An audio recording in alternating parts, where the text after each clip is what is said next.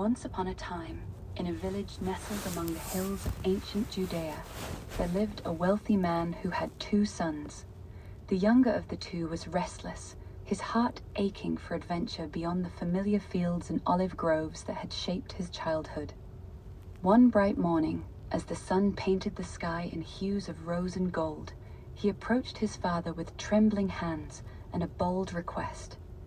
"Father," he said, his voice steady despite the storm in his soul, "give me my share of the inheritance now. I want to see the world." His father, a man of deep wisdom and quiet sorrow, looked into his son's eyes and saw the fire of youth burning bright. Without a word of rebuke, he divided his estate, handing over a generous portion to the eager boy. The villagers whispered among themselves as they watched the young man pack his belongings, his older brother standing silently by the doorway, his face etched with disapproval. The younger son bid farewell to his family, mounted his donkey, and rode away from the only home he had ever known, his heart singing with the promise of freedom. He journeyed far, crossing dusty roads that wound through bustling markets and sleepy hamlets, until he reached a distant city glittering with lights and laughter. There, in the shadow of towering temples and crowded taverns, he found friends who reveled in his wealth. Nights blurred into days as he hosted lavish feasts, the air thick with the aroma of roasted meats, spiced wines, and fragrant incense. Musicians played haunting melodies on lyres and flutes, their notes dancing like fireflies in the warm evening breeze. Women adorned in silks and jewels laughed at his jokes, their eyes sparkling under lantern light, while servants hurried to refill goblets and platters overflowing with dates, figs, and honeyed pastries. For a time, it seemed as though happiness had found him forever. But as the seasons turned, his money dwindled like sand slipping through his fingers. His so-called friends vanished one by one, their laughter fading into the night as his purse grew lighter. Famine soon swept across the land, a cruel wind that withered crops and emptied granaries. The once vibrant city became a place of shadows and scarcity, where the rich hoarded what little they had and the poor scavenged in the streets. Desperate and alone, the young man sold his fine robes for scraps of bread, his pride crumbling like the dry earth beneath his feet. He took the lowliest job he could find, tending to pigs in a farmer's sty. The work was humiliating, the stench unbearable, and the pigs, fat and grunting, ate better than he did. Day after day, he watched them devour pods meant for livestock, his stomach twisting with hunger so fierce it felt like a knife in his gut.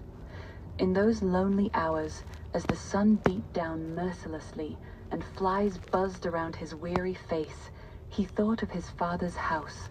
The servants there ate bread and meat, while he, the son of privilege, starved among swine. One evening, as a cool breeze carried the scent of distant rain, a spark of clarity pierced his despair. "How many of my father's hired hands have more than enough to eat?"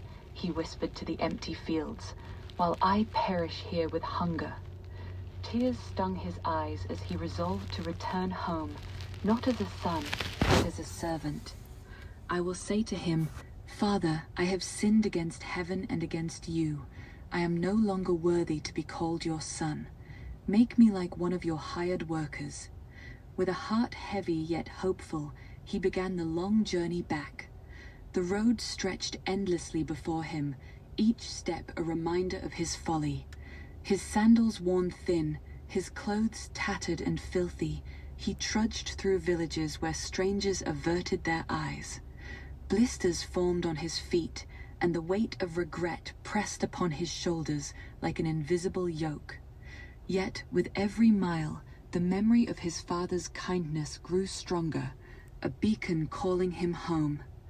Meanwhile, back in the village, the father spent his days on the hillside overlooking the path that led to their home. Each morning, he would rise before dawn, his eyes scanning the horizon for any sign of his lost boy.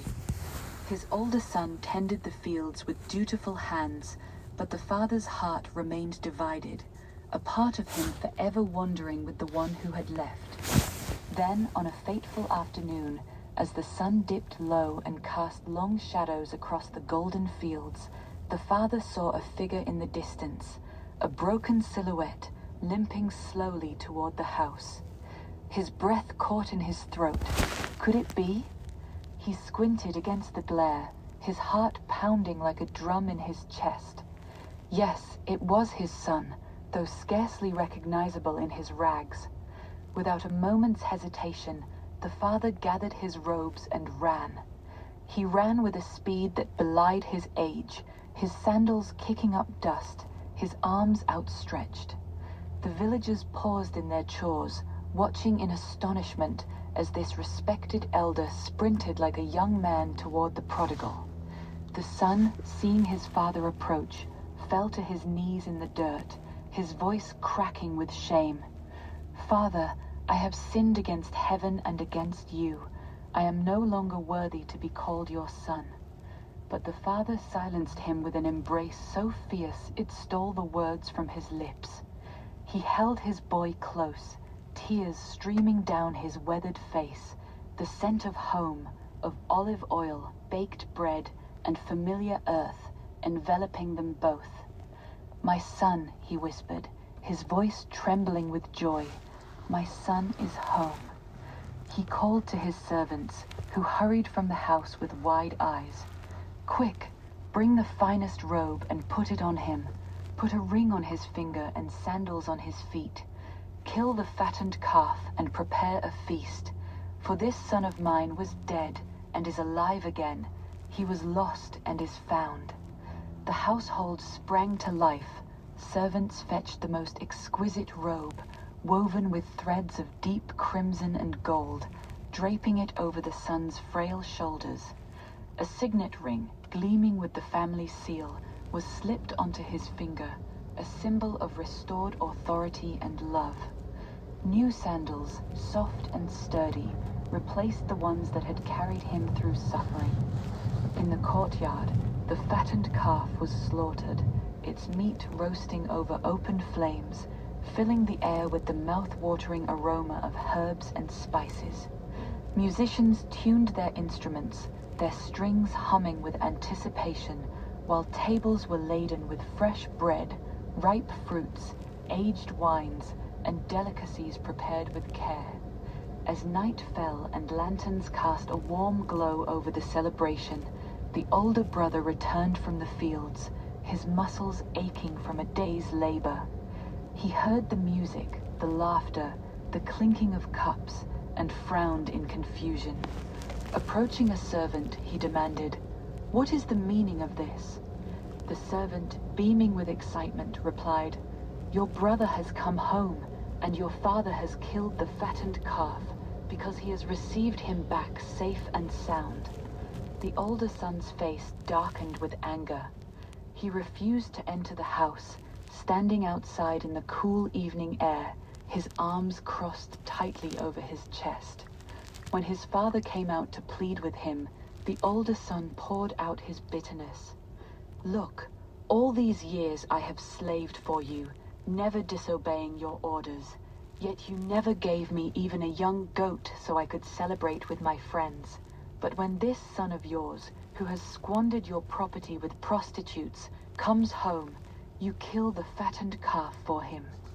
The father looked at his eldest with eyes full of compassion, his voice gentle yet firm. "My son, you are always with me, and everything I have is yours. But we had to celebrate and be glad, because this brother of yours was dead and is alive again. He was lost and is found." And so, under the starlit sky, with the sounds of rejoicing echoing through the hills, the family began to heal. The younger son, once lost in the wilderness of his own desires, found redemption in his father's unwavering love.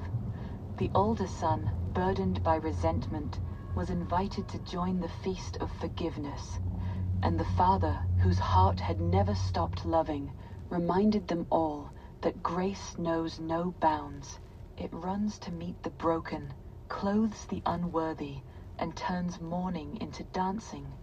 That, my dear listener, is the parable of the prodigal son, a story that has echoed through centuries, reminding us that no matter how far we wander,